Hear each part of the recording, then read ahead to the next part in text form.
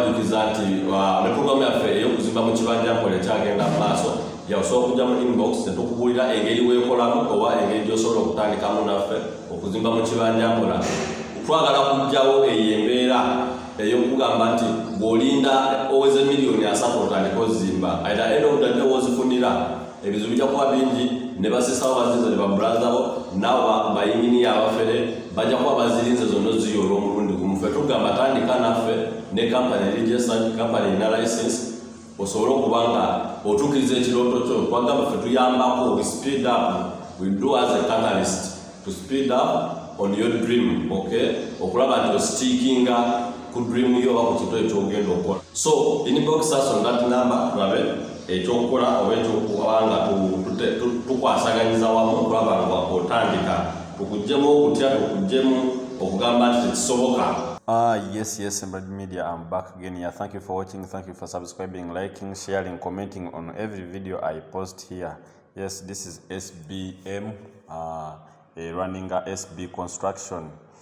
Yes, so today nkomyewo n'ekitundu ekyokubiri ya mu ku nyumba yaffe eya 2-bedroom house eri simple. Okay, 2-bedroom house gye nakolako quotation oba accountability, what we call B.O.Q. Yeah, previously yali Part.1 or what we call phase 1. Phase 1, that is from foundation to whole plate. Okay, then the next phase is from that is roofing. Mostly we do roofing with ceiling, but most people bakoma ku roofing yeka nata tekamu ceiling. Okay, that is what you want to say ingalama. Okay, kutekamu akatimba. So ne tugenda kutekamu kuba kama bati obukomerera then tutekemu n'akatimba. Nabagamba okuzimba ennyumba eno eya residential yanjawulo nnyo n'ennyumba eya business obanga ya rental. Okay, tene ennyumba eya residential kye kintu kyozimba nga toli ku pressure, kye kintu kyomala okwetegekera, kye kintu whereby you take time. Tobera ku pressure, toberako omuntu agamba nti kola kino, kyoyagala kyogamba nti njagala kino. Okay, ne kuba kugiyingira tebeerako nti mala gimaliriza yo kibeera eri ggwe.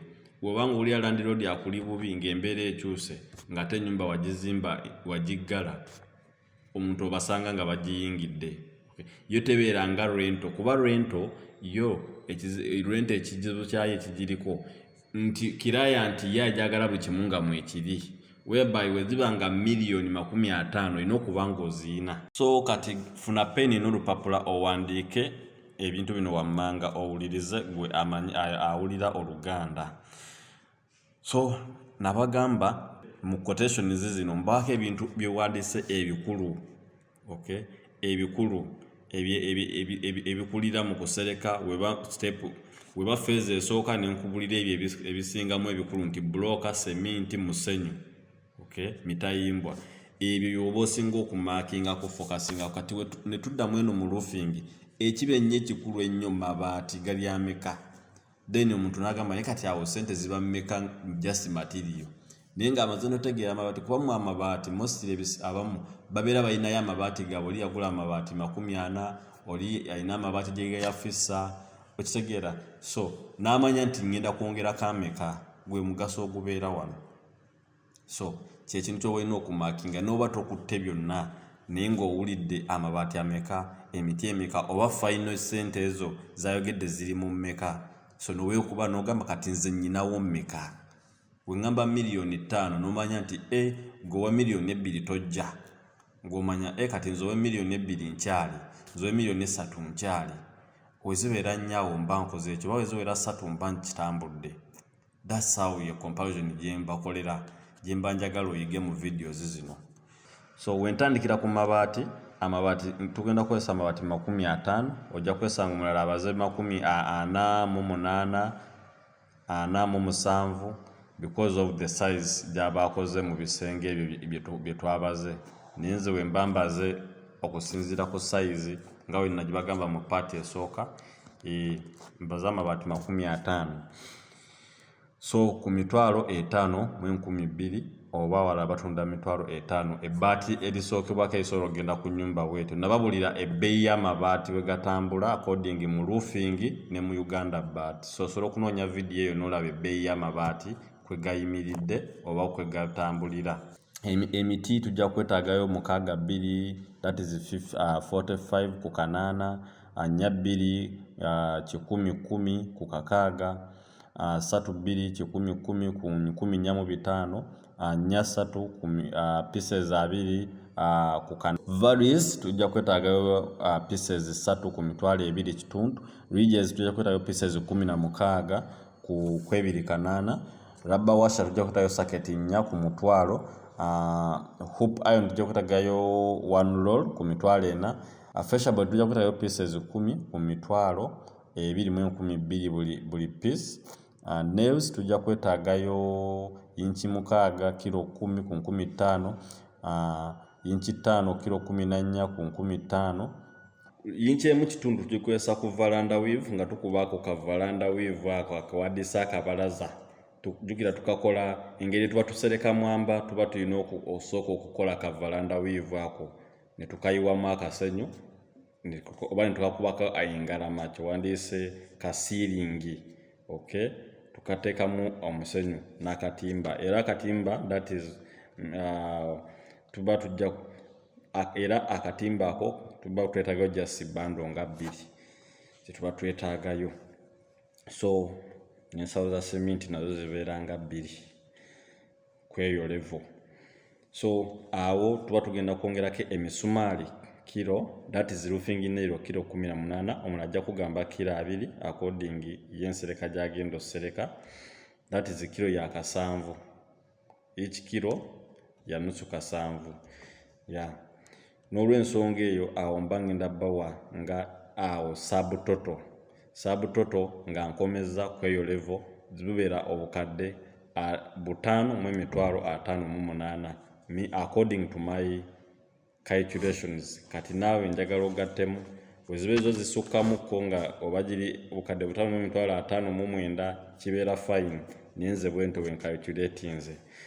So lwaki ngamba subtotal wano, mostly abamu basooka ne basereka ne bakomaawo, kati n'amala n'akomawo n'agiggala ennyumba then n'alyoka akubamu ceiling. So naye abalala akubamu ceiling n'asereka n'osereka, oba asereka n'amala n'akubamu ne ceiling omulundi gumu. Kitegeeza ki? Nti oba ojja oli okubuuza ekibuuzo nti ate ka ceiling material yaba agenda kwenkana kintu kyo wetaaga okumanya oba okwetaaga wano buba butimba bugenda kuba bumeka. Obutimba ojja kwetaagayo bando nga 7. Okay, bando 7. Cement ensawo 8, omusenyu forward emu. Embaawo ojja kuba weetaaga pieces 10 ku nusu kakaaga. Cement weebiri 5, omusenyu gwa emitwalo 25 eyo emmotoka emu.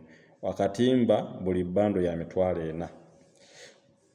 So emisumaali ojja kwetaaga kilo emisumaali ojja kwetaaga inchi emu kitundu, inchi 3, inchi 4 ne inchi 5. Inchi emu kitundu kilo 10 ku nusu kakaaga buli kilo. Inchi 3 kilo 2 ku nusu 15. Inchi 5 kilo 2 ku inchi 5 kilo 10 ku 15. Inchi 4 kilo 2 ku 15. Bintu so bye bintu boba weetaaga mu kuteekamu ka ceiling ako. Era awo ekintu kiba tugenda okwongerako ekirala aba transport ne miscellaneous n'ebigwa bitalaze. So ebyo biwala n'embiteeka ku mitwalo nga 5 byonna 2 nti byonna transport ne miscellaneous byonna mbigasamu ne mbiwa emitwalo 5. So naye ng'ezo transport kiva mu location ekizimbe kyo w'okigenda oba w'ozimbye ennyumba ye. Abamu beeramu nga muzimbye wantu nga mu abasooseewo, so life nebeera hard mu buli kimu. So obekanga nga buli kimu kiri waggulu, so kati gwawo transport osanga yeeyongeddemu. Naye osanga omuntu ng'adiwe ye muli kumpi, buli kimu kimuli kumpi, wantu wazimbye wakulaakulana dda, yasembyeyo zimba, so nga transport tayina n'egiba mitwalo 10 giba gimala. nga nekyewandiise miscellaneous nakyo era nga tewaliwo nnyo byamaanyi. So waliwo ebintu byesoogerako wano, ebyo bisigala byebigendera mu miscellaneous, ezo sente zotegekawo ez'ebintu ebigenda okugwawo oba ebigenda okweyongeramu. So awo embala mu ceiling material mbambaze $2,222,000 according to my calculations. So $2,222,000 zembambaze. So wogigata ku mitwalo giri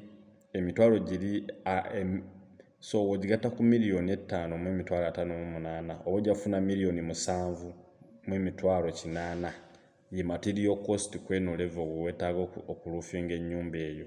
Material cost. Labor simutaddeeko is a negotiable case.